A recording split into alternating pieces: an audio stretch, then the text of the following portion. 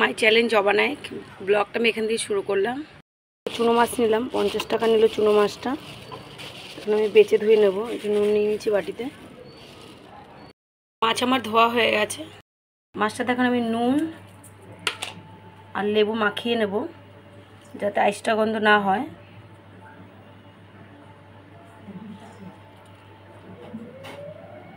নুন আর লেবুটা ভালো করে মাখিয়ে রেখে দেবো,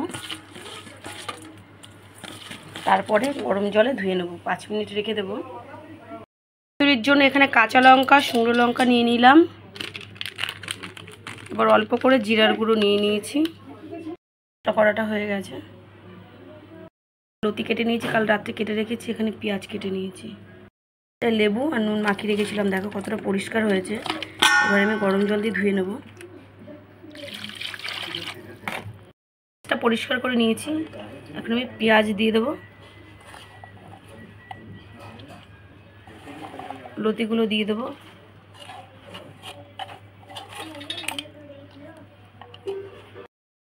আমি এবার নুন দিয়ে দেবো, হলুদ দিয়ে দেবো,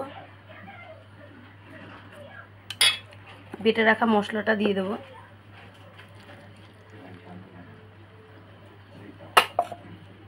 সর্ষের তেল দিয়ে দেবো। ভালো করে এটাকে মাখিয়ে নেব।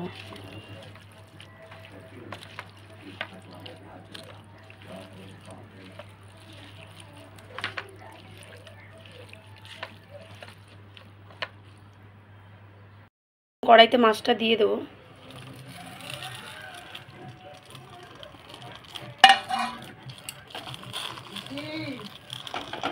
মাছটা আমি কড়াইতে দিয়ে দিয়েছি। এক সাইড হয়ে গেছে, এবার আমি উল্টে দেবো।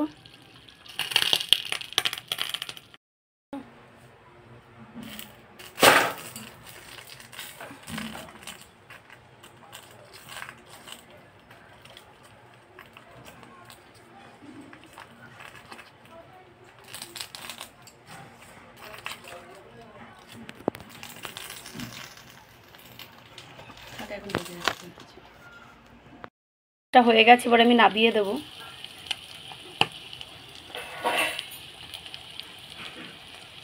মাছটা পুরো আমার কমপ্লিট হয়ে গেছে।